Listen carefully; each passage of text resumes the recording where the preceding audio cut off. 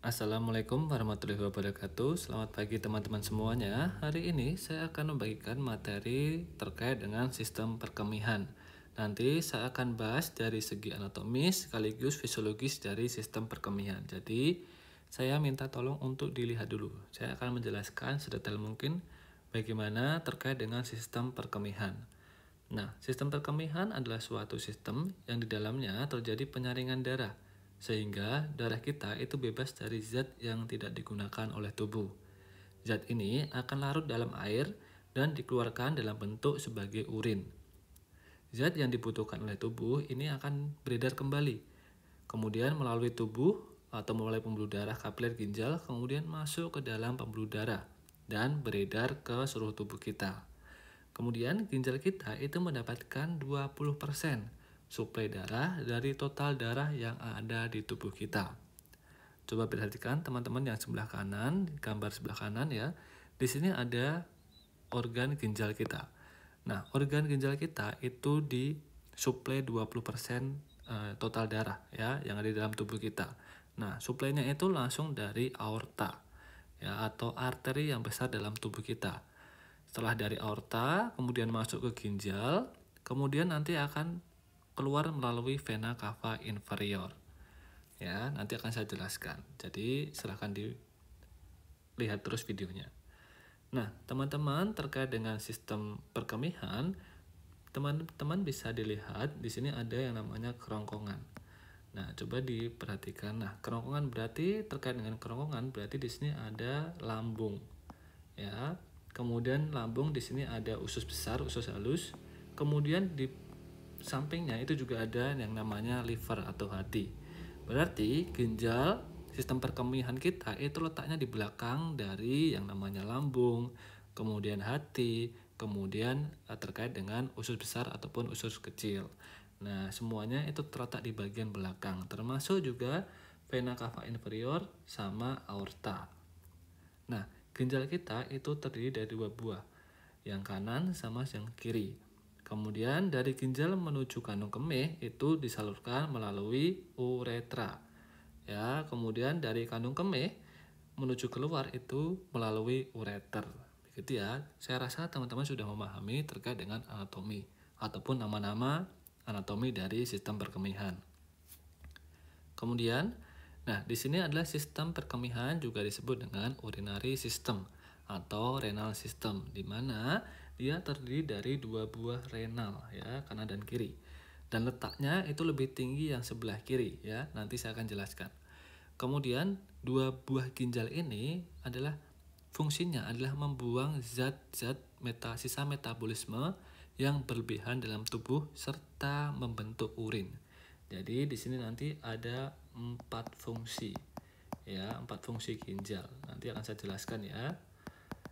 Kemudian ada ureter ya, kemudian ada kandung kemih serta uretra. Ya. Di sini ginjal merupakan organ yang terpenting dalam mempertahankan homeostatis cairan tubuh, karena kita tahu bahwa ginjal itu adalah fungsinya untuk mengeluarkan urin. Jadi apa yang kita minum ya, kemudian zat-zat metabolisme dari makanan itu akan dibuang melalui urin. Kemudian ginjal ini terletak dalam rongga abdomen retroperitoneal kiri dan kanan yang disebut dengan columna vertebralis. Kemudian dikelilingi oleh lemak dan jaringan ikat di belakang peritoneum. Batas atas ginjal kiri setinggi IGA ke-11 dan ginjal kanan setinggi IGA ke-12. Kemudian setiap ginjal mempunyai panjang 11,25 cm atau lebar 5-7 cm dengan tebal 2,5 cm.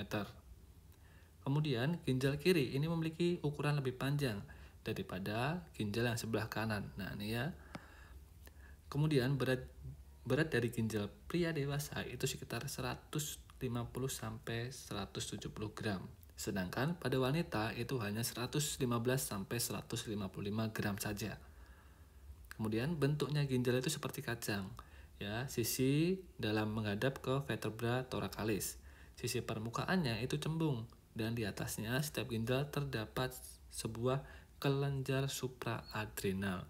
Ya, nanti di atasnya saya akan jelaskan ya. Di situ ada yang namanya suprarenal, begitu ya. Kemudian terkait dengan struktur ginjal. Ginjal ini ditutupi oleh kapsul tunika fibrosa yang kuat, dan bila kapsula dibuka, terlihat permukaan ginjal yang licin dengan warna yang merah tua. Nah, ini ginjal ya, tapi saya rasa ini bukan ginjal manusia. Ini kalau bisa dilihat ini terkait dengan ginjal tikus kalau nggak salah ya, jadi bukan manusia. Nah, di sini terkait dengan fungsi ginjal. Nanti saya akan jelaskan semuanya. Ini saya ringkas dulu aja. Di mana ada 4 fungsi dari ginjal. Ya, dari ginjalnya sendiri, bukan dari ureter, bukan dari kandung kemih, bukan dari uretra, tapi ini fungsi ginjalnya. Ya, ginjal di sini ada yang pertama, fungsinya adalah sebagai filtrasi, sebagai penyaring zat-zat yang ada di dalam darah, sehingga dia akan memisahkan zat yang dibutuhkan oleh tubuh sama zat yang tidak dibutuhkan oleh tubuh, nanti akan diseleksi di ginjal. Kemudian ada proses reabsorpsi, di mana dia akan mereabsorpsi kembali zat-zat yang dibutuhkan oleh tubuh. Nah, kemudian ada fungsi sekresi dan fungsi ekresi. Nah, teman-teman di sini bisa diperhatikan apa sih bedanya sekresi sama ekresi? Sekresi itu adalah mengeluarkan cairan yang cairannya itu dibutuhkan oleh tubuh. Beda dengan ekskresi. Ekskresi itu juga sama-sama mengeluarkan, tetapi dia akan dibuang atau dibuang ke luar tubuh. Jadi kalau yang sekresi dia sama mengeluarkan, tetapi dia dibutuhkan oleh tubuh. Tetapi kalau yang ekskresi dia dibuang. Begitu ya. Nah, sekresinya di ginjal itu adalah mengeluarkan hormon antidiuretik hormon atau ADH serta sistem renin. Bukan sistem ya, tapi hormon renin. Ya, kemudian kalau ekskresi dia adalah mengeluarkan urin dan augmentasi atau pemakatan urin. Nah, nanti kita akan bahas ya. Selanjutnya, struktur mikroskopis dari ginjal. Nah, teman-teman di sini bisa dilihat gambarnya dari organ ginjal ini yang lebih detail. Nah, di sini satuan fungsional ginjal disebut juga dengan nefron. Nah, mana sih Pak nefron? Nah, nefron itu yang bulat-bulat seperti ini ya. Nah, ini adalah nefron dan jumlahnya itu sekitar 1 sampai 1,3 juta. Kemudian selama 24 jam nefron ini dapat menyaring sekitar 170 liter darah. Nah, padahal teman-teman, cairan kita itu cuma jumlahnya tuh 60% dari berat badan di tubuh kita. Misalkan berat badan kita 100 kg, maka 60%-nya itu hanya 60 kg saja cairan yang ada di tubuh kita. Nah, kemudian terkait dengan darah itu cuma 5% saja, teman-teman. Berarti sekitar 3 kg saja atau 3 liter. Nah, Pak, kok kenapa dengan cairan 3 liter itu bisa sampai 170 liter? Ginjal bisa menyaring 170 liter darah, padahal darahnya kita itu cuma aja 3 liter. Nah, kita tahu bahwa jumlahnya nefron ini banyak. Kemudian darah kita itu kan selalu bersirkulasi ya, dari ginjal, kemudian dia masuk ke vena cava, ya dikembalikan lagi, kemudian dialirkan lagi ya, dipompa lagi melalui jantung ya, menuju aorta, menuju ginjal. Nah, semuanya itu akan selalu berputar begitu ya. Kemudian arteri renalis membawa darah murni dari aorta ke ginjal. Lubang-lubang yang terdapat pada renal piramid masing-masing membentuk simpul yang terdiri atas satu badan Malpighi yang disebut dengan glomerulus. Nah, nanti akan kita bahas ya. Kemudian terkait dengan anatomi ginjal. Nah, teman-teman yang perlu diperhatikan di sini yang paling penting adalah misalkan ada korteks. Nah, di mana karena apa? Karena di sini ada 4 fungsi dari ginjal itu berada di korteks. Mulai dari filtrasi, kemudian ada reabsorpsi, kemudian ada sekresi, kemudian ada juga ekresi atau augmentasi. Nah, itu sebagian besar terjadi di korteks, begitu ya. Kemudian di sini ada kapsul fibrosa, di mana di sini ada pelindung untuk ginjalnya. Kemudian ada calyx mayor. Di sini juga pasti ada calyx minor. Nah, kemudian juga ada arteri, renal arteri, kemudian ada renal vena, ya, kemudian ada renal pelvis, kemudian ada ureter. Ya, di sini adalah ada medula juga. Nah, ini medula. Kemudian ini adalah terkait dengan pembuluh darah yang ada di organ ginjal. Nanti saya akan jelaskan ya. Nah, ginjal ini terdiri atas, kita bagi menjadi 3 saja. Ya, yang pertama ada medula, korteks, dan pelvis ginjal. Biar nanti kita lebih mudah memahami. Yang medula ini ada di sini ya, medula 01 medula, kemudian di sini ada korteks, kemudian ada yang namanya pelvis ginjal nomor 3. Nah, medula bagian dalam itu substansi medularis terdiri atas piramid renalis yang jumlahnya sekitar 8 sampai 16 buah yang mempunyai basis panjang ginjal. Nah, ini jumlahnya sekitar 8 sampai 16 tergantung dari ginjalnya nanti ya. Kemudian kalau korteks ya, korteks substansi kortikalis berwarna coklat merah ya di sini ya. Semuanya di sini disebut dengan korteks ya. Kemudian konsistensi lemak dan bergranula. Kemudian substansi tepat di bawah fibrosa ya. Kemudian melengkung sepanjang basis piramid yang berdekatan dengan sinus renalis. Bagian dalam di antara piramid dinamakan kolumna renalis.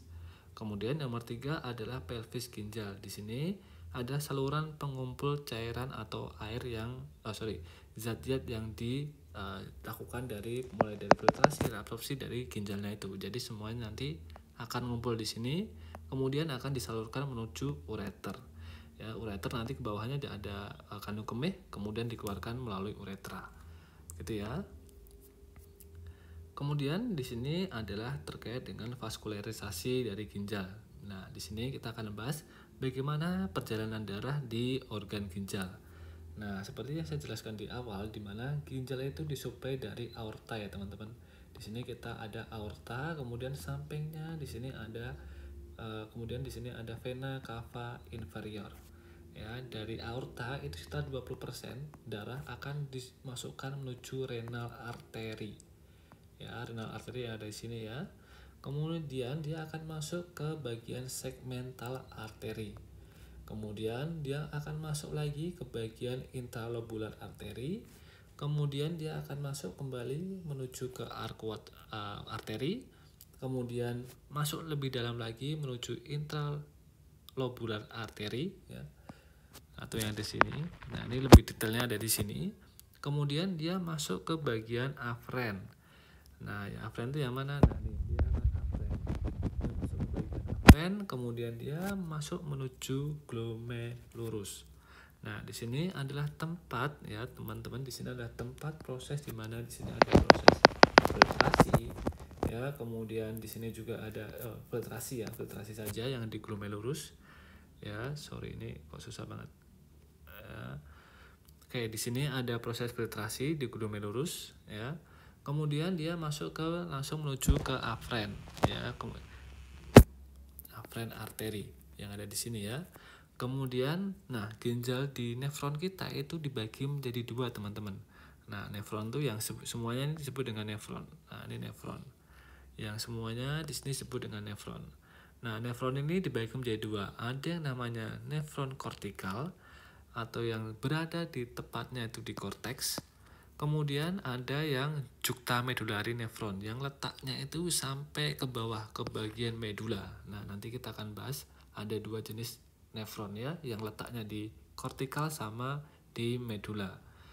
Nah, kalau yang di kortikal dia akan masuk ke bagian peritubular capillary ya, yang di sini ya.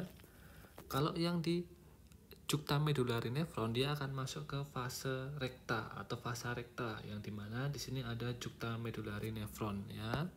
Kemudian setelah itu dia akan masuk ke bagian intralobular vena ya. Ini sudah masuk ke bagian vena. Kemudian masuk lagi ke bagian arcuate vena, kemudian interlobular vena, kemudian dia akan menuju ke renal vena.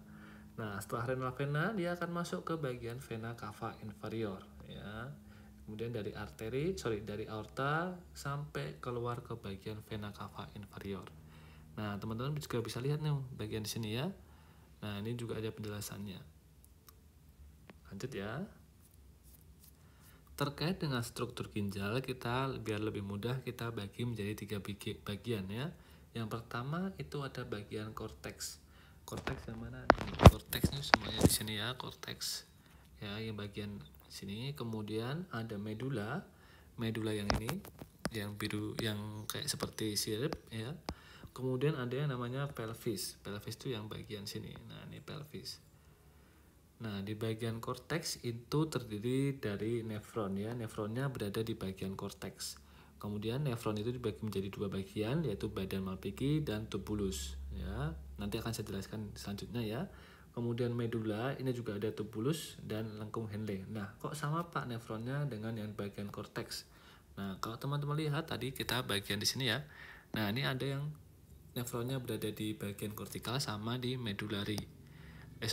Medulari ya, atau bagian medula ya. Nah, itu karena ada dua bagian sehingga saya cantumkan di sini, begitu ya. Kemudian terkait dengan renal atau renal pelvis, kita juga dibagi menjadi dua.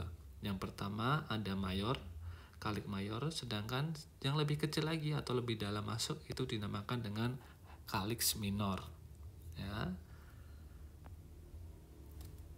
Kemudian kita bahas dulu terkait bagian korteks ginjal. Nah, korteks ginjal itu terdapat nefron, teman-teman. Nah, nih korteks yang ada di sini ya. Semuanya yang bagian sini adalah korteks. Nah, isinya adalah nefron. Nah, nefron ini ya, ini nefron ya. Teman-teman perlu dipahami, nefron itu ada semuanya. Nefron tuh semua segini ya, itu adalah nefron. Ini yang disebut dengan nefron.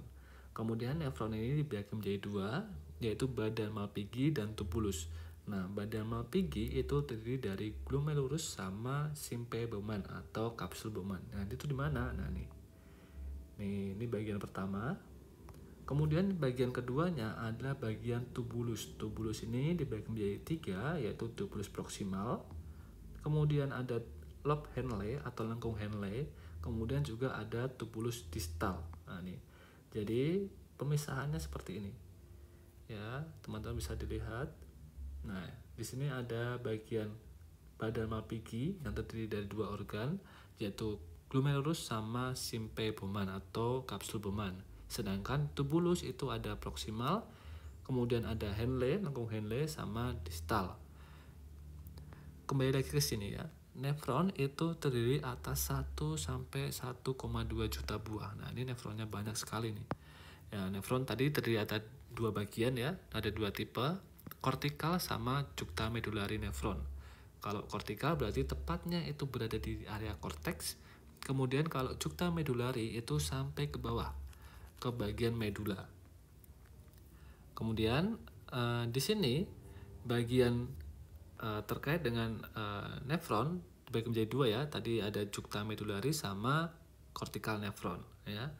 Nah, teman-teman di sini kalau badan Malpighi itu dibagi menjadi glomerulus. Nah, glomerulus itu yang mana sih Pak? Ya nih, glomerulus itu yang ini. Nah, yang ini. Kemudian kapsul Bowman itu yang sebelahnya. Tadi kita sudah belajar mengenai aliran darah ya dari arteri, dari aorta sampai dia menuju ke vena cava inferior. Dimana tadi kalau kita lihat ya sebentar.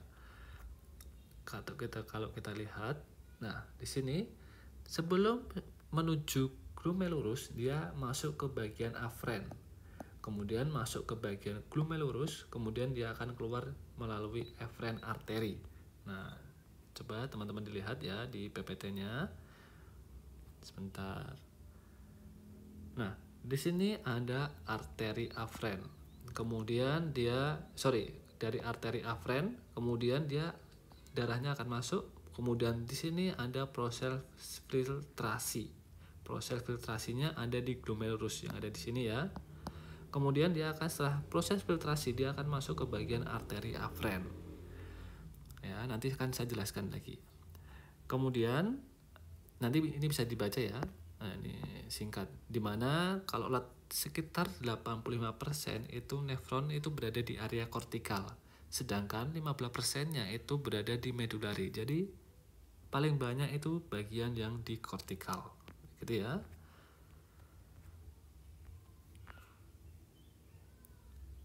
Nah, ini adalah nefron. Nefron adalah unit struktur dan fungsional penyusun dari ginjal. Ginjal manusia disusun atas 1 sampai 2, juta nefron. Nah, ini nefron tadi ya semuanya. Kemudian tempat di mana di sini proses terjadinya pembentukan urin. Komponen nefron itu ada dua, glomerulus sama kapsul Bowman. Kemudian dibagi lagi yang bagian tubulus yaitu proksimal, lengkung Henle sama distal. Ya, ini sama ini garisnya begitu ya. Oke, kita lanjut.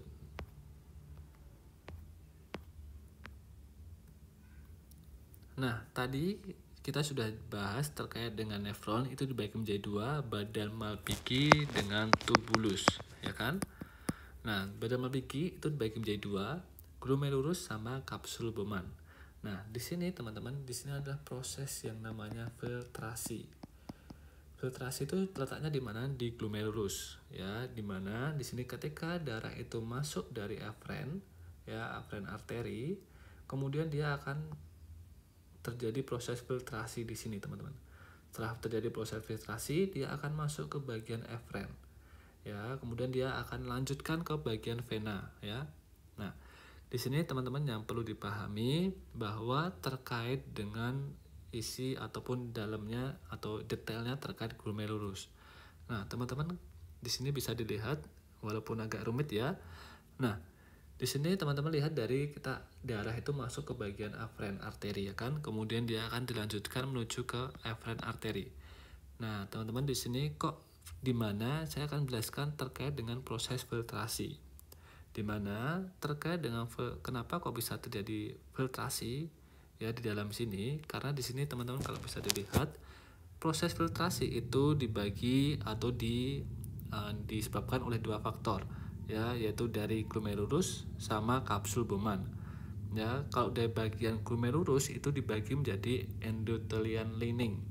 Ya, ketika cairan itu masuk menembus ke area sini, ya, itu tidak sembarangan. Karena apa? Di sini ada yang namanya sel atau endothelian lining, ya, di mana di sini ukurannya itu kalau bisa lihat nih 50 sampai 100 nanometer saja. Kecil sekali. Dan kenapa itu sel darah merah ataupun sel darah putih kemudian trombosit itu tidak bisa masuk? Karena ukurannya terlalu besar, teman-teman. Ya, karena kalau tidak masuk berarti dia akan kembali lagi menuju ke afren arteri, ya. Kalau tidak bisa masuk, ya. Kalau misalkan terjadi kerusakan di bagian glomerulus, maka ya pasti akan terjadi perdarahan. Ya, darahnya seharusnya dia menuju ke afren, dia justru malah ke bawah. Nah, masuk ke dalam bagian tubulus proksimal. Begitu, ya. Kemudian di sini teman-teman juga bisa lihat di dalam glomerulus itu juga disebut ada yang namanya GBM atau glomerulus basement membrane yang warnanya biru. Ya, yang biru ini, ya. Nah, teman-teman di sini adalah muatannya tuh negatif, teman-teman.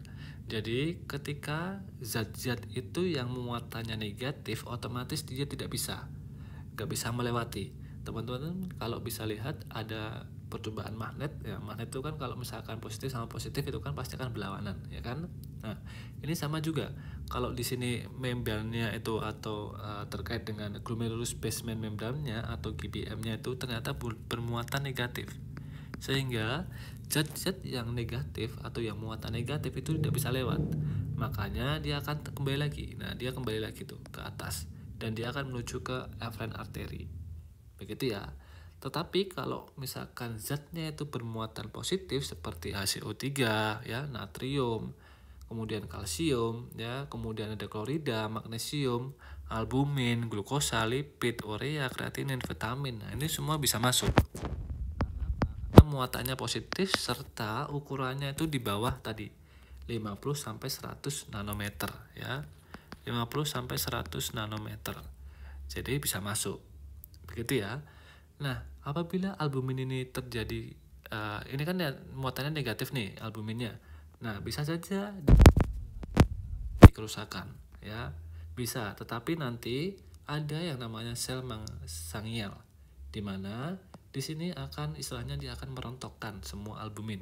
Jadi ketika albuminnya masuk, dia di sini sel fagositnya atau sel masangialnya ini dia akan berfungsi untuk istilahnya meredus albumin, ya, sehingga tidak bisa masuk terlalu banyak ke sini atau tidak bisa dibuang terlalu banyak, ya.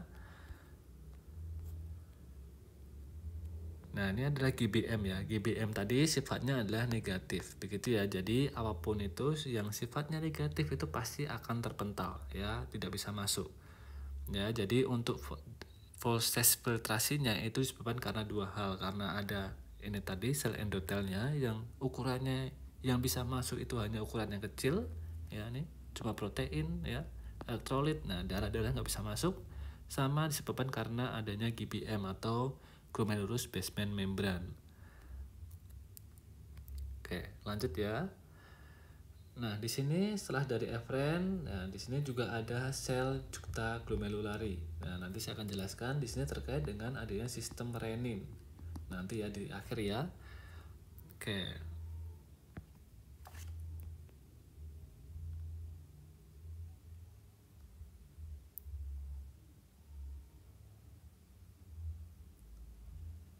Nah, terkait dengan badal Malpighi, terkait dengan glomerulus. Di sini adalah merupakan kapiler yang berbentuk bola berjaring, ya kan? Kemudian berhubungan dengan arteriola atau pemeliharaan tekanan darah. Kemudian arteriola afren lebar, kemudian arteriola efren itu sempit, ya. Tadi bisa dilihat, nah ini lebih besar, ya. Kemudian yang efren lebih kecil di sini. Kenapa? Ketika tekanan darah itu masuk, otomatis dia akan keluarnya itu kecil. Di sini terjadi proses penekanan ya. Tekanannya semakin tinggi karena tadi darahnya yang ukurannya besar atau pipanya besar kemudian dialirkan ke pipa kecil sehingga kemudian fungsinya itu adalah fungsi penyaringan atau filtrasi darah. Jadi seperti saya jelaskan tadi bahwa darah nggak bisa masuk, kemudian sel darah putih nggak bisa masuk, trombosit nggak bisa masuk, jadi albuminmu tidak bisa masuk, kemudian ada IgG juga nggak bisa masuk, sehingga yang masuk itu cuma sebagian kecil aja, cairan, zat-zat tertentu saja yang bisa masuk. Nah, di sini terkait dengan badal Malpighi. Masih tadi juga ya, terkait dengan glomerulus tadi, di mana di sini tadi ada glomerulus sama kapsul Bowman ya, dibagi menjadi dua. Nah, teman-teman, ini saya akan menjelaskan terkait dengan glomerular filtrasi atau GFR. Teman-teman, kalau untuk mendiagnosa terkait dengan gagal ginjal kronis, gagal ginjal akut, nah ini bisa dilihat dengan nilai GFR-nya, cara penghitungannya. Nah, teman-teman bisa dilihat bahwa di sini tadi darah masuk melalui afren, kemudian dia akan menuju ke arteri efren ya, dari arteri afren menuju efren ya, dimana setiap menitnya itu darah yang lewat itu sekitar 1,200 ml atau sekitar 1,2 liter ya. Kemudian yang berada di tengah-tengah bagian glomerulus itu sekitar 625 mm, sedangkan yang sisanya itu adalah langsung menuju ke arteri afren. Kemudian yang bisa masuk ke bagian tubulus proksimal itu sekitar 20% saja ya, atau sekitar 125 ml per menit. Makanya di sini penghitungan GFR-nya itu adalah 125 per menit. Nah, di sini juga penting, apabila pasien itu mengalami hipertensi, otomatis tekanannya semakin tinggi, sehingga darahnya itu pun juga akan semakin tinggi. Itu berarti nggak cuma kalau hipertensi ini lebih dari 1200 ml ya, sehingga nanti GFR-nya juga pasti akan naik. Begitu ya. Jadi ini kalau misalkan tekanan darahnya turun Pak, ya udah berarti otomatis GFR-nya itu pasti akan juga turun. Ya, begitu ya. Jadi proses GFR ini juga dipengaruhi oleh tekanan darah. Walaupun ada beberapa hal yang terkait dengan faktor-faktor yang mempengaruhi GFR. Nah, saya mau jelaskan ini tapi kelihatannya agak terlalu rumit ya nanti ya. Jadi misalkan di sini ada tekanan dari arteri atau dari tekanan darahnya. Ini sekitar 55 mm Hg. Ya, di sini kalau tekanan darahnya naik otomatis GFR-nya juga pasti akan naik. Kemudian proses filtrasinya itu juga semakin lebih tinggi. Ya, darahnya banyak, kemudian prosesnya di glomerulus pun juga semakin tinggi sehingga urin pun juga semakin banyak. Begitu ya. Kemudian di sini ada prosesnya ya, ada GHP, kemudian ada COP. COP di sini terkait dengan apabila kan tadi terkait dengan albumin, kemudian IgG itu kan otomatis tidak bisa masuk tuh. Jadi ketika albumin lewat, sini ya lewat, kemudian dia akan terpantul, dia akan mengalirkan gaya tekanan. Nah, tekanannya itu sekitar 30 mm Hg. Jadi albumin kan tadi terpental karena yang albumin itu kan muatannya negatif. Kemudian GBM-nya yang di sini kan juga muatannya negatif. Sehingga ketika albumin atau IgG itu lewat, otomatis dia akan terpental. Nah, terpentalnya itu juga akan menghasilkan gaya tekanan. Nah, itu sekitar 30 mm Hg. Kemudian di sini terkait dengan CHP. Ini tekanannya 15 mm Hg. Nah, ini dari apa? Tadi, misalkan ada cairannya banyak masuk kan banyak, masuk banyak. Nah, di sini kan kecil nih. Nah, di sini bagian sini besar, kemudian di sini kecil. Otomatis derasnya cairannya masuk, dia pasti akan proses terpental. Ya, cairannya masuk, kemudian dia terpental kembali, ya, terpental kembali. Nah, proses ini atau gaya ini disebut dengan CHP. Ya, biasanya ini sekitar 15 mm Hg. Terus kalau misalkan pada pasien dengan batu, ya, batu ureter, batu ginjal, nah otomatis CHP-nya juga pasti akan meningkat. Karena apa? Ya, otomatis di sini tertutup. Ya, misalkan di sini ada batu, otomatis dia ketika ada aliran darah masuk atau cairan masuk ke sini, kemudian dia akan terpental semakin tinggi, ya, karena tidak bisa masuk cairannya. Nah, itu juga biasanya akan mempengaruhi lebih tinggi. Ya. Oke, mungkin itu saja terkait dengan ini, yang biar nanti tidak terlalu pusing begitu ya. Kemudian bagian dari nefron yang tadi, yang glomerulus, ya. Di sini bagian ini merupakan gulungan atau anyaman kapiler yang terletak di dalam kapsul Bowman, menerima darah dari arteri afren dan meneruskan ke sistem vena melalui arteri afren, ya. Kemudian kapsul Bowman, ujung-ujung buntu tubulus ginjal seperti kapsul cengkung yang menutupi glomerulus yang saling melilitkan diri, berfungsi sebagai tempat terjadinya filtrasi. Jadi glomerulus adalah tempat filtrasi, ya, begitu ya.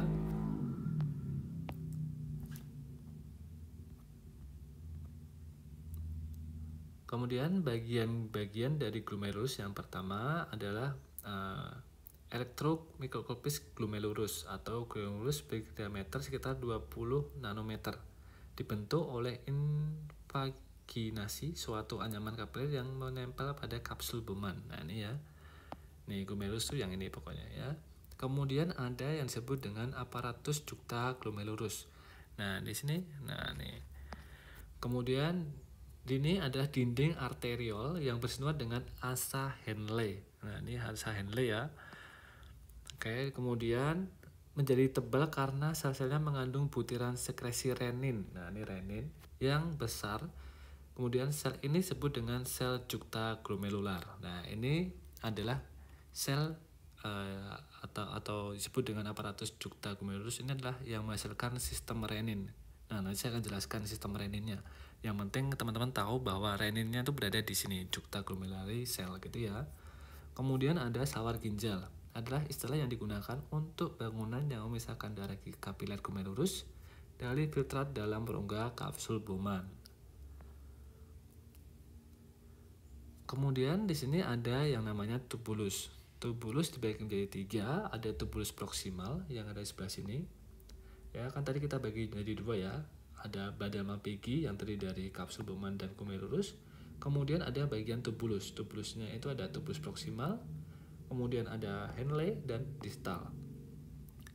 Nah, di sini di tubulus di sini ada yang namanya proses reabsorpsi, ya, kemudian ada sekresi sama augmentasi, dan juga proses ekresi, ya, dimana tadi di sini ada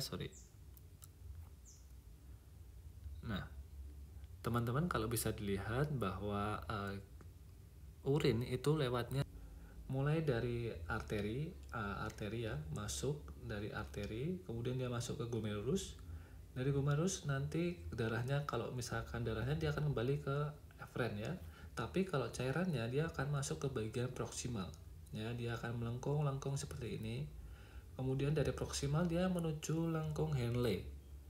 Ya, dari lengkung Henle dia muter-muter lagi, dia akan menuju ke bagian distal ya, Kemudian masuk ke bagian collecting duct atau nanti di sini atau cairan pengumpul. Jadi di sini nanti gambarnya ada nefron lagi, ini ada nefron lagi, di sini ada nefron lagi. Nah, nefronnya kan tadi banyak, sekitar 1 sampai 1,2 juta begitu ya.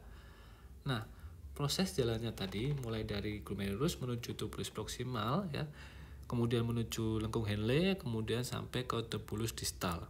Nah, di sini terjadi proses reabsorpsi, sekresi, augmentasi karena filtrasinya itu berada di glomerulus. Gitu ya.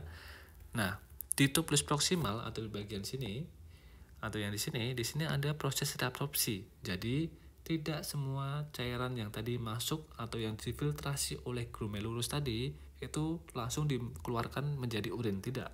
Jadi natriumnya, cairannya, nutrisinya, ya itu semua akan diserap kembali oleh tubuh. Ya, di sini ada proses kembali atau reabsorpsi. Makanya di sini ada proses reabsorpsi atau dikembalikan lagi ke tubuh, ya. Jadi tidak dibuang.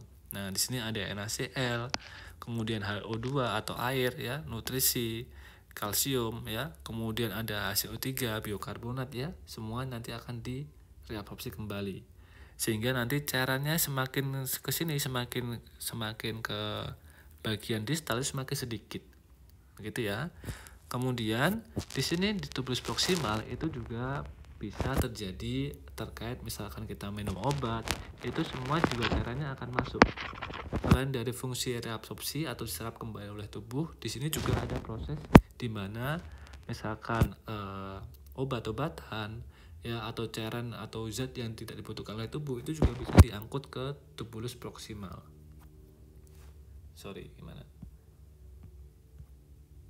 Gitu ya. Jadi selain dari proses reabsorpsi, di sini juga misalkan drug atau obat itu juga bisa masuk ke bagian tubulus proksimal. Kemudian dia akan masuk ke bagian lengkung Henle. Nah, di sini HO2 airnya dia akan keluar di bagian medula. Ya, kemudian di sini ini cuma bisa air saja yang bisa keluar, yang lainnya tidak bisa. Sedangkan di bagian lebih dalam lagi airnya justru tidak bisa keluar di bagian sini. Hanya NaCl saja yang bisa keluar atau natrium klorida yang bisa keluar. Ya. Kemudian di sini ada NaCl kembali. Kemudian di tubulus distal itu juga terjadi proses reabsorpsi juga. Ya, dia reabsorpsi kembali. Jadi ada proses reabsorpsi yang kedua. Yang pertama di tubulus proksimal, yang kedua di tubulus distal. Nah, ini sama juga. Nah, di sini juga nanti ada proses yang namanya terkait dengan ADH, antidiuretik hormon, sama sistem renin. Nanti saya akan jelaskan ya. Nah, kemudian di sini ada proses reabsorpsi kembali yang kedua. Nah, sehingga cairannya itu semakin sedikit, ya.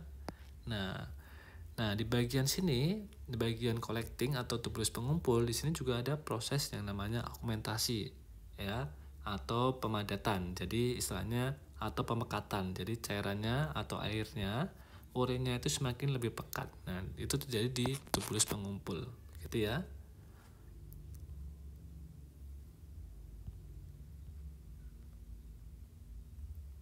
Nah, ini adalah proses pembentukan urin dalam ginjal. Ya, seperti yang tadi ya. Di sini ada glomerulus, proses filtrasi, kemudian ada di tubulus proksimal, di sini ada proses reabsorpsi. Kemudian di lengkung Henle itu juga ada proses bukan reabsorpsi ya, tapi cairan atau airnya dia akan keluar, ya, menuju ke bagian tubuh, ya, tidak masuk ke dalam lengkung Henle. Jadi lengkung Henle-nya kosong terhadap airnya, bukan kosong sih, dia sedikit berkurang karena dia akan mengalir keluar bagian lengkung Henle, begitu ya. Kemudian di sini bagian sini itu hanya yang NaCl saja, tetapi air itu tidak bisa keluar di bagian yang bawah, ya. Kemudian masuk lagi ke atas, ya. Di sini juga akan terjadi natriumnya juga akan keluar lagi. Kemudian di bagian distal, ya, ini distal ya. Ini yang proksimal. Nah, ini juga ada proses reabsorpsi kembali di tubulus proksimal. Di distal, begitu ya. Kemudian, nah, di bagian collecting duct, nah, di sini ada proses yang namanya ADH. Ya, ADH ini penting karena di sini sebagai antidiuretik hormon. Jadi ketika tubuh kita merasa kurang cairan, otomatis nanti akan di sini akan seleksi. ADH-nya akan aktif, ya, sehingga di sini proses di sini misalkan kita kekurangan cairan, otomatis cairan yang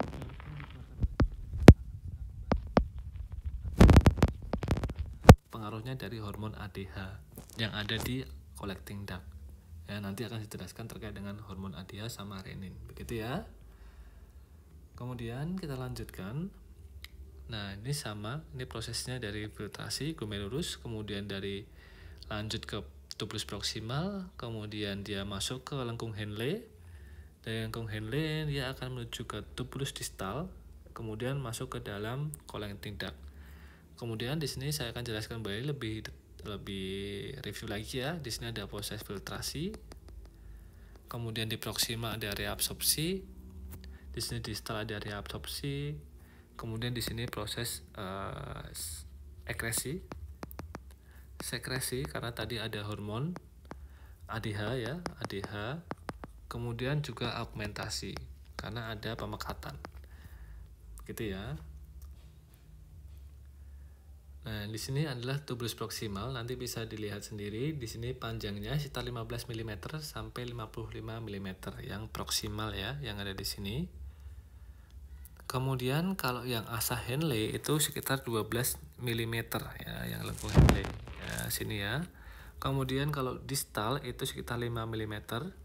Kemudian ada ductus cholingentis medulla, yaitu saluran yang secara metabolik ini tidak aktif, tapi berfungsi untuk pemakatan urin dan menyalurkan urin ke dalam renal pelvis. Nah, di sini ya. Oke. Nah, fungsi ginjal tadi yang pertama adalah fungsi filtrasi. Nah, sedikit review ya, filtrasinya terjadi di mana? Di glomerulus yang ada di sini ya. Di sini proses di sini cairan itu semua difiltrasi. Karena adanya endothelial lining ya, atau selnya itu ada pori-porinya. Kalau teman-teman bisa dibayangkan lebih mudah. Jadi pori-porinya itu yang bisa masuk itu hanya sebagian saja, yang ukurannya 50 sampai 100 nanometer. Yang selain itu nggak bisa masuk. Kemudian di sini juga ada proses adanya GBM atau glomerular base membrane. Di sini ada muatannya negatif, sehingga zat-zat yang negatif itu nggak bisa masuk seperti albumin, ya kan. Kemudian juga ada IgG itu tidak bisa masuk ke bagian selanjutnya, ya. Jadi tetap dia akan menuju ke efferent artery, tidak bisa masuk tubulus proksimal, begitu ya. Yang bisa masuk itu yang bisa masuk itu hanya yang muatan positif saja. Ya, natrium ya, semuanya tadi yang muatan positif yang bisa masuk, sama dengan ukurannya di bawah 50 sampai 100 nanometer. Gitu ya. Kemudian ada proses reabsorpsi. Di sini terjadi di tubulus proksimal, lengkung Henle dan serta di tubulus distal ya. Kemudian air, kemudian asam amino, glukosa, natrium hingga nutrisi lainnya itu diserap kembali ke aliran darah di kapler yang mengelilingi tubulus. Kemudian air bergerak melalui proses osmosis, yaitu pergerakan air dari area konsentrasi tinggi menuju konsentrasi yang rendah. Dari proses ini akan menghasilkan urin sekunder. Kemudian umumnya semua glukosa akan diserap kembali.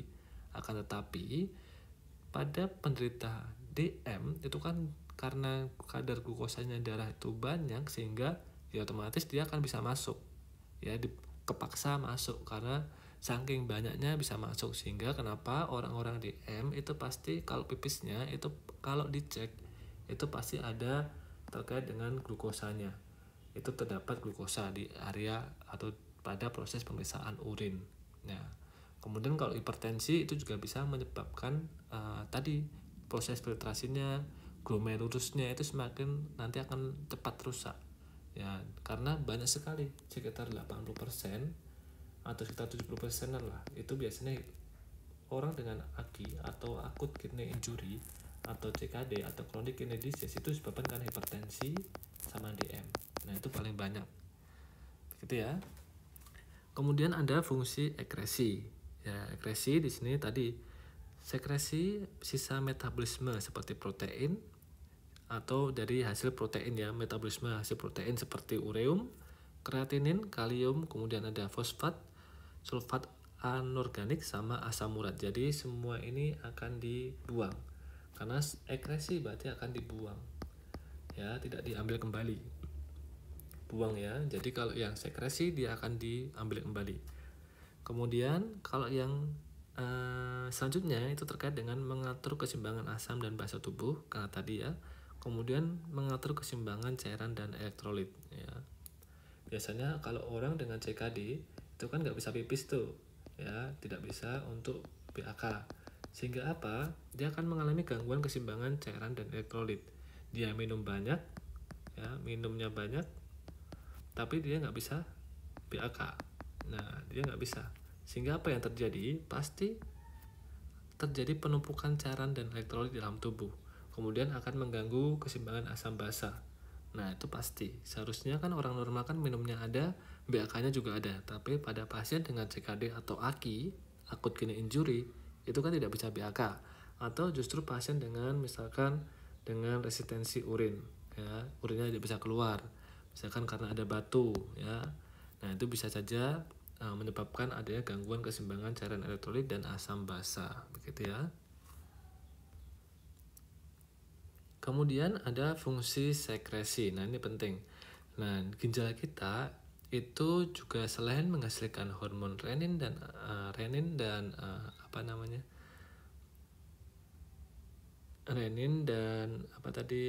ADH, ya.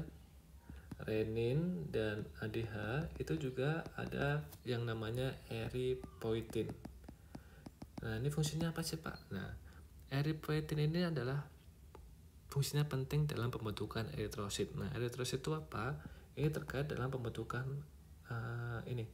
sel darah merah.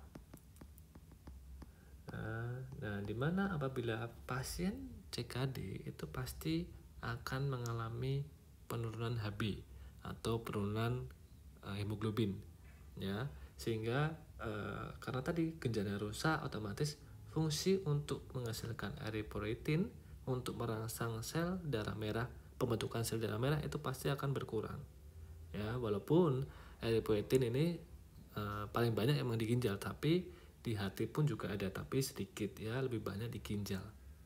Kemudian terkait dengan sistem menghasilkan renin, ya, dimana di sini fungsinya adalah untuk mengatur tekanan darah. Nah, tadi reninnya terletak di mana? Di medullary cell. Nah, nanti akan dijelaskan saja, ya, dimana di sini kalau renin itu fungsinya adalah untuk mengatur tekanan darah. Nanti saya akan lihatkan. Nah, kemudian ada fungsinya sekresinya adalah mengubah vitamin D menjadi metabolit untuk penyerapan kalsium. Selain itu juga memproduksi hormon prostaglandin yang mempengaruhi pengaturan air dan garam serta mempengaruhi tekanan vaskuler. Nah, ini terkait dengan ADH, ya, antidiuretik hormon. Nah, nanti saya akan jelaskan kasusnya, ya. Kemudian ini adalah terkait dengan mekanisme kerja eritropoietin, ya. Yang pertama terkait dengan eritropoietin. Nah, saya akan jelaskan dulu eritropoietin. Nah, di mana kejadian ini dimulai dari misalkan kan tadi terkait dengan sel darah merah, begitu ya. Nah, sel darah merah. Nah, sel darah merahnya ini terjadi penurunan, ya, misalkan terjadi perdarahan atau misalkan terjadi trauma, ya, misalkan atau justru misalkan terjadi hipoksia atau O2-nya itu menurun. Nah, teman-teman bisa dipahami, ya, terkait dengan hubungannya sel darah merah dengan O2. Ya kan, sel darah merah itu kan fungsinya sebagai pengangkut oksigen, kan. Nah, apabila salah satu misalkan sel darah merah atau O2-nya itu mengalami penurunan, itu akan merangsang ginjal untuk mengeluarkan eritropoietin, ya, karena tadi sel darahnya kurang nih, sama oksigennya kurang di area ginjal.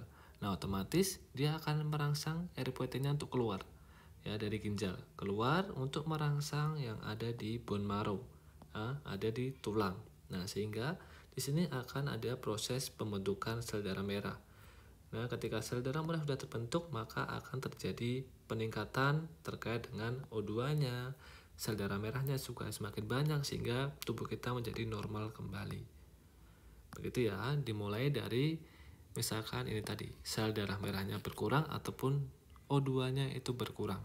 Itu akan menstimulasi dari eritropoietin yang ada di ginjal. Gitu, ya. Kemudian terkait dengan sistem renin. Nah, ini agak ribet, ya, tapi saya ingin memastikan untuk menjelaskan ke teman-teman, ya, begitu, ya. Nah, asal mulanya itu adalah misalkan di sini penurunan renal perfusi. Jadi misalkan teman-teman ada kasus tekanan darah, pasiennya tekanan darahnya turun, ya, terjadi gangguan perfusi jaringan yang ada di ginjal, ya, tekanan darah turun, kemudian perdarahan, kemudian syok. Nah, ini semua otomatis darah yang seharusnya dikirimkan ke ginjal dia kekurangan nih. Ginjal tuh sebetulnya dia kekurangan oksigen sama darah. Nah, efeknya apa? Dia akan mengeluarkan sistem renin. Karena dia minta darah tapi nggak dipenuhi, dia akhirnya mengeluarkan renin. Ya, renin tersebut nanti akan digabung dengan angiotensinogen yang ada di liver ya, atau di hati ya. Kemudian dia akan diubah tuh menjadi angiotensin 1. Ya. Setelah itu dari angiotensin 1 dia akan ketemu lagi dengan AC inhibitor yang ada di paru-paru. Kemudian dia akan diubah menjadi angiotensin 2. Ya, di sini ya. Nah, nanti efeknya ini ada macam-macam. Yang dimulai dari tadi. Ternyata ginjal ini tidak dapat suplai atau darahnya tuh kurang ya, kurang darah atau oksigennya tuh kurang sehingga dia akan memicu adanya renin. Nah, setelah menjadi angiotensin 2, dia pasti akan berefek kepada tekanan darah. Nah, tekanan darahnya itu menjadi naik. Nah, kalau tekanan darah menjadi naik, otomatis suplainya darah juga pasti akan naik dong ya. Jadi misalkan tadi di sini ternyata kurangan darah, dia akan berefek ke tekanan darah atau simpatik. Dimana di sini ada tekanan darah yang dinaikkan sehingga kompresi terkait dengan tekanan darahnya itu akan meningkat sehingga diharapkannya ginjal akan mendapatkan darah. Ya. Kemudian dari angiotensin 2 itu juga dapat memicu terjadinya reabsorpsi kembali. Karena di ginjal itu darahnya kurang, pokoknya bagaimana caranya supaya ginjal ini biar dapat darah, ya otomatis dia akan meretensi natrium. Natrium yang seharusnya dikeluarkan oleh tubuh, ya dia diabsorpsi kembali, dimasukkan kembali ke jaringan atau pembuluh darah. Sehingga apa? Darahnya tuh di pembuluh darahnya itu biar nanti banyak ya. Kemudian kaya, kemudian sehingga dia dapat biar nanti ginjalnya itu dapat suplai darah ya atau suplai cairan. Gitu ya. Kemudian selain itu juga dapat meningkatkan berefek ke adrenal ya, atau yang di bagian ginjal tadi yang bagian atas atau kelenjar adrenal itu. Nah, dia di sini akan mengubah menjadi aldosteron. Jadi ketika angiotensin 2 dia akan merangsang di adrenal, kelenjar adrenal, dia akan mengeluarkan aldosteron atau ADH. Sehingga itu terjadi proses retensi juga, sama juga. Nah, prosesnya cuma beda, dia langsung menuju ke tubular, bagian yang tadi. Nah, tubular itu yang mana? Yang proksimal, lengkung Henle, kemudian yang ada di distal. Ya. Kemudian dia juga merangsang aldosteron yang ada di kelenjar adrenal.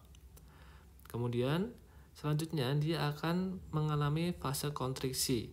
Jadi dia terkait dengan angiotensin 2 dia akan mempengaruhi fase kontriksi. Pembuluh darahnya tuh yang semulanya besar dia akan lebih mengecil. Biar apa? Biar suplainya darah itu biar masuk atau biar sampai ke bagian ginjal. Nah, karena tadi ginjalnya tidak dapat darah ataupun oksigen, sehingga dia mintanya dengan mengeluarkan renin sehingga bisa berefek ke pembuluh darah.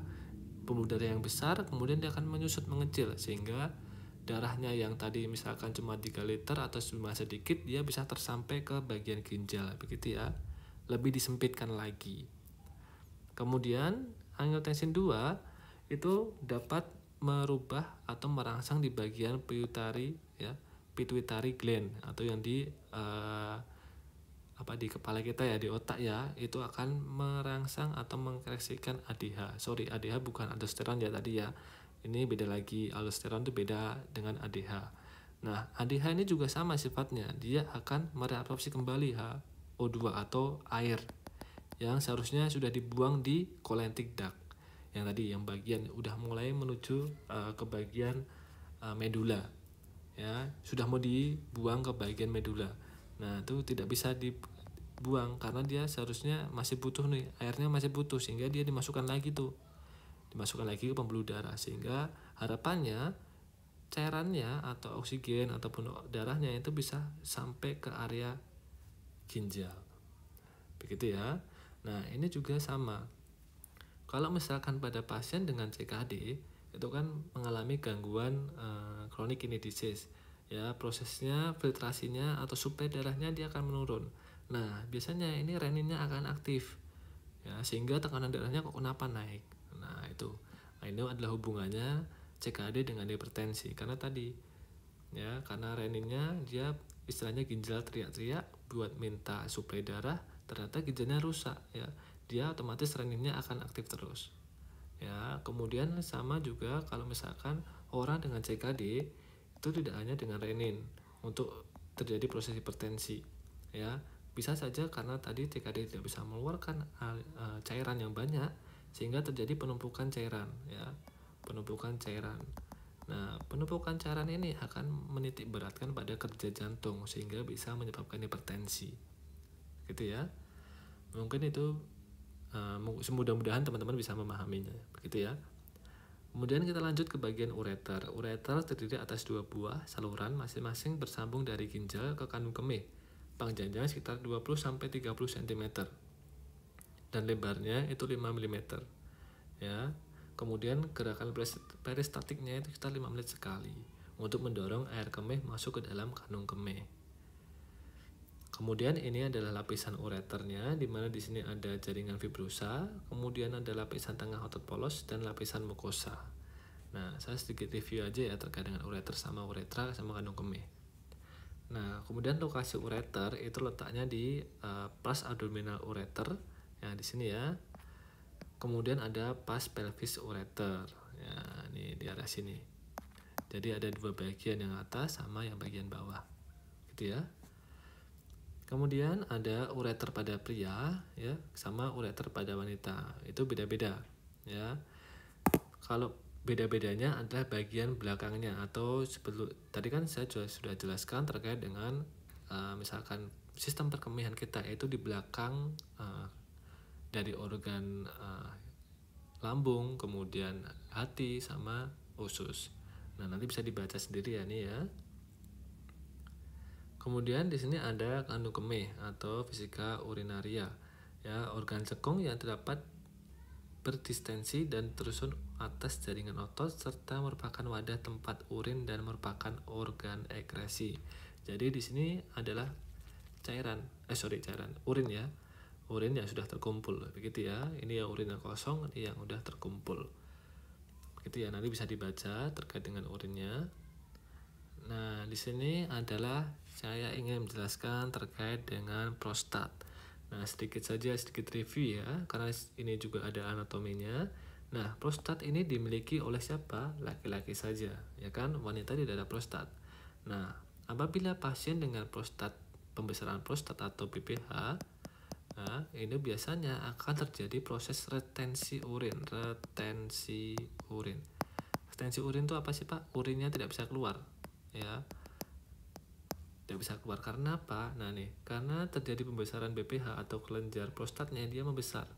Nah, ketika ini membesar, otomatis salurannya di sini akan lebih menyempit nih teman-teman.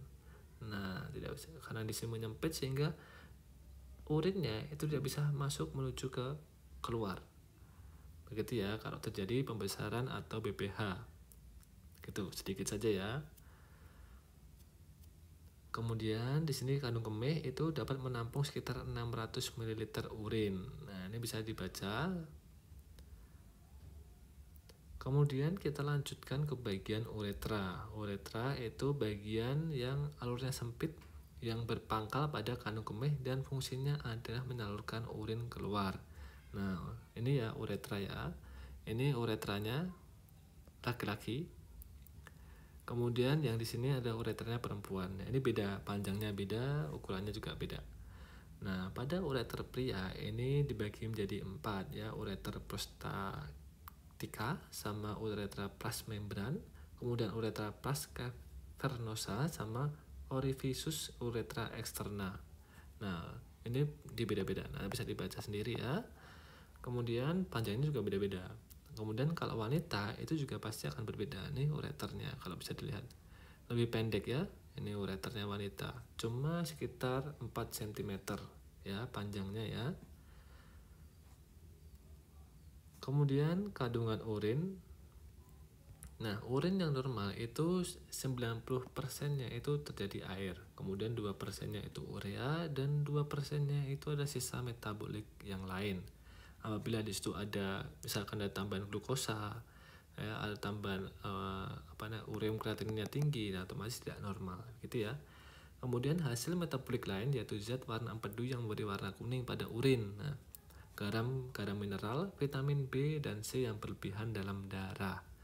Nah, urin itu kan ada banyak ya, ada yang putih, ya kan? Kalau putih itu ya normal kan ya. Kemudian kalau kuning bening itu normal, tapi kalau kuning keruh itu biasanya terjadi dehidrasi ringan, ya kan? Kemudian ada kalau kuningnya itu keruh banget, itu pasti terjadi dehidrasi yang berat. Kemudian di situ juga ada hematuria, ya hematuria biasanya urin disertai dengan darah. Ya nanti ada pengkajian urin sendiri ya. Kemudian di sini adalah proses pembentukan urin. Ya, misalkan contohnya adalah stimulus. Misalkan ada kejadian nih, ketika kadar air pada tubuh berkurang, misalkan pada saat panas hari atau berolahraga, maka tubuh akan menstimulasi hipotalamus. Nah, ketika panas kemudian haus olahraga, itu akan menstimulasi hipotalamus. Di sini ada proses pengaturan osmoregulasi, di mana saya jelaskan dulu, misalkan terkait dengan di sini akan merangsang haus ya kan, haus sehingga nanti kita akan minum banyak sehingga proses tubuh kita akan normal kembali. Nah itu yang gampang dengan minum ya, tapi ada proses yang lain yang ada di hipotalamus tadi terkait dengan ADH tadi terjadi di hipofisis posterior yang ada di otak ya, bagian bawah ya. Di sini akan meningkatkan penyerapan air yang ada di collecting duct ya, tadi ADH tadi ya, sehingga air yang seharusnya dia dibuang ternyata dia dibutuhkan oleh tubuh, jadi tidak jadi dibuang begitu ya, sehingga kondisi cairannya itu dapat normal kembali ya. Jadi untuk menstimulasi tekanan darah ya, kemudian biar nanti tubuh kita normal, itu ada 2 proses, dengan minum sama dengan peningkatan penyerapan air ya, karena bantuan ADH. Kemudian ini juga terkait dengan proses pengeluaran urin diatur oleh refleks Micturici. Nah ini bisa dibaca sendiri, nanti saya yakin teman-teman bisa baca ini ya. Nah, biar nggak terlalu lama begitu ya, tinggal dibaca saja. Kemudian faktor-faktor yang mempengaruhi produksi urin. Yang pertama hormon antidiuretik atau ADH tadi ya. Kemudian jumlah air yang diminum.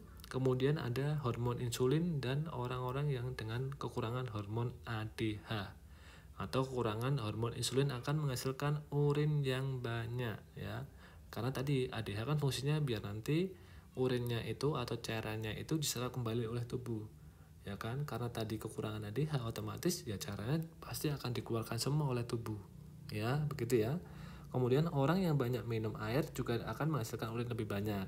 Begitu pula pada saat cuaca dingin, tubuh cenderung menghasilkan urin yang banyak. Oke, mungkin itu saja materi dari saya. Semoga teman-teman bisa memahami. Kalau masih bingung, masih pusing, silahkan